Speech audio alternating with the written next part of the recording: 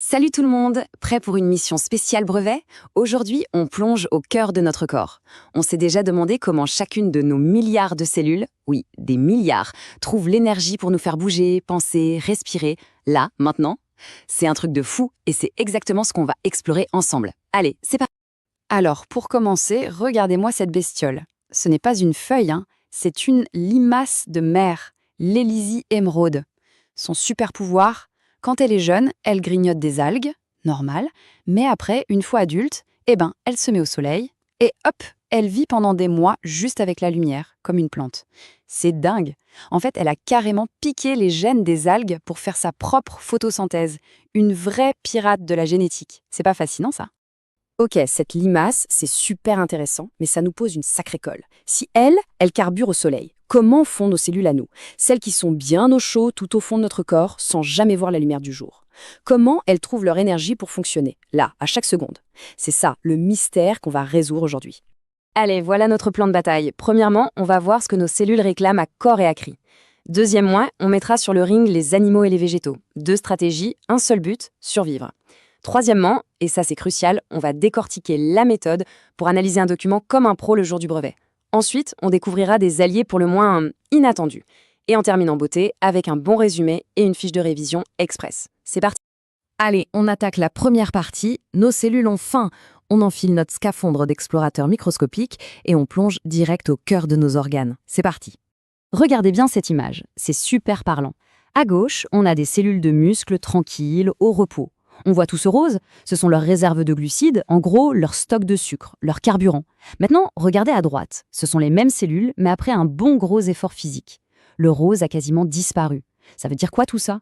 Eh bien c'est simple, pour bosser, nos cellules brûlent leur carburant. Elles consomment de l'énergie. D'accord, elle brûle du carburant. Mais comment ce carburant arrive jusqu'à elle? Eh bien, on a le meilleur service de livraison du monde, notre sang. Jetez un œil à cette image. Le petit tube qu'on voit, c'est un capillaire, un vaisseau sanguin minuscule. Il se faufile entre les cellules musculaires, un peu comme un livreur en scooter, pour leur apporter tout ce dont elles ont besoin. C'est un véritable réseau d'autoroutes miniatures qui parcourt tout notre corps. Bon, alors comment ça marche concrètement? On peut résumer ça en 3 étapes super simples. Étape 1, la livraison. Le sang dépose 2 colis essentiels, du glucose, le sucre, et du dioxygène, l'air qu'on respire. Étape 2, la réaction. À l'intérieur de la cellule, c'est l'usine. Le glucose et le dioxygène sont mélangés et ça crée une réaction chimique. C'est ça la fameuse respiration cellulaire. Et enfin, étape 3, le résultat. Cette réaction, elle libère de l'énergie, le jus qui fait tout tourner. Mais comme dans toute usine, il y a aussi des déchets, notamment du dioxyde de carbone, qu'on va ensuite rejeter en soufflant. Ok, on a bien compris pour les animaux. Maintenant, passons à la deuxième partie et allons voir ce qu'il se passe chez les plantes. Est-ce qu'elles font pareil? Pas du tout. On a affaire à 2 mondes, 2 stratégies complètement différentes pour trouver de l'énergie. Alors, chez les plantes, c'est une autre histoire. Elles sont ce qu'on appelle autotrophes. Mot compliqué, idée simple, ça veut dire qu'elles fabriquent leur propre bouffe. Elles n'ont besoin de personne.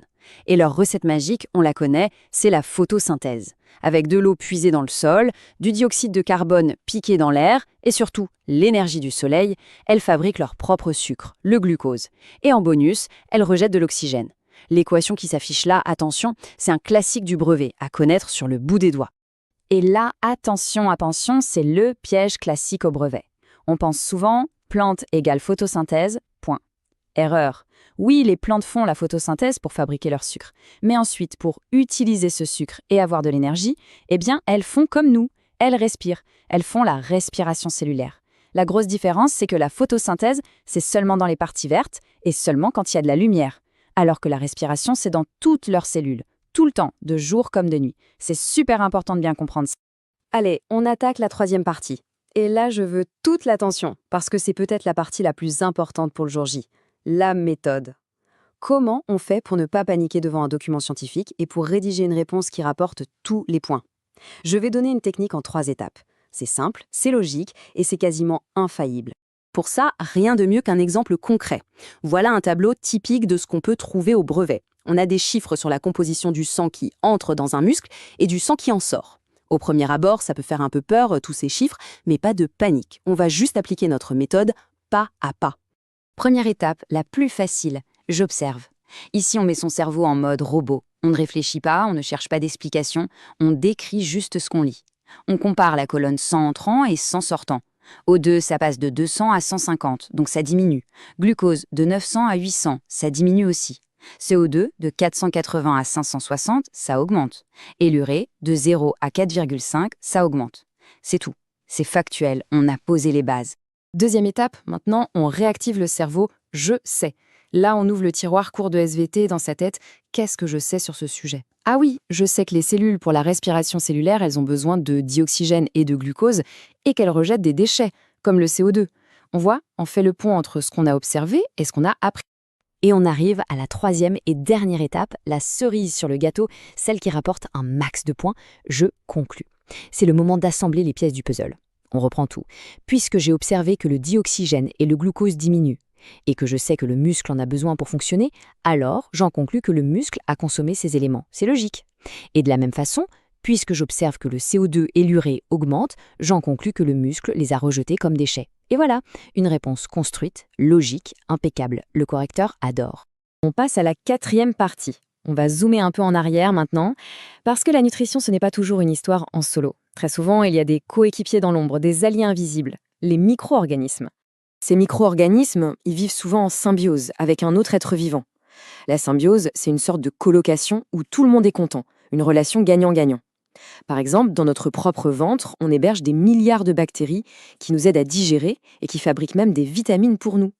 La vache, sans les bactéries dans son estomac, impossible pour elle de digérer l'herbe. C'est pas elle qui digère, ce sont ses microbes. Et même les plantes, la grande majorité d'entre elles, ont des partenaires secrets au niveau de leurs racines, des champignons. Regardez cette image, c'est exactement ça. On voit tout ce réseau de filaments blancs qui ressemble à une toile d'araignée, c'est le champignon. Il s'enroule autour des racines de la plante et part explorer le sol beaucoup plus loin et beaucoup mieux que la racine ne pourrait le faire toute seule. Il va chercher de l'eau, des sels minéraux et les ramène à la plante. En échange, pour le remercier, la plante lui file un peu du sucre qu'elle a fabriqué par photosynthèse. C'est un deal parfait, un vrai travail d'équipe. Et voilà, on arrive déjà à la dernière ligne droite. C'est le moment de tout rassembler, de faire le tri et de s'assurer que tout est bien rangé et bien clair dans sa tête pour le jour du brevet. Ce schéma, c'est un peu la carte au trésor pour les révisions. Il résume tout. Regardez, d'un côté, le monde animal. Le sang fait le taxi pour amener les nutriments et l'oxygène aux cellules qui font leur petite cuisine interne, la respiration cellulaire. De l'autre côté, le monde végétal. Lui, il a deux grands mécanismes à retenir. D'abord, la photosynthèse dans les feuilles pour fabriquer la nourriture, et ensuite, la respiration cellulaire, partout, pour utiliser cette nourriture. Au final, on voit que tout est connecté. Si on devait garder une seule grande idée, ce serait celle-là. Un être vivant, que ce soit une plante ou un animal, c'est comme une immense équipe, une coopérative géante. Chaque cellule a son propre job, mais pour bien le faire, elle dépend de toutes les autres qui la nourrissent et qui travaillent avec elle. L'union fait la force, même à l'échelle microscopique.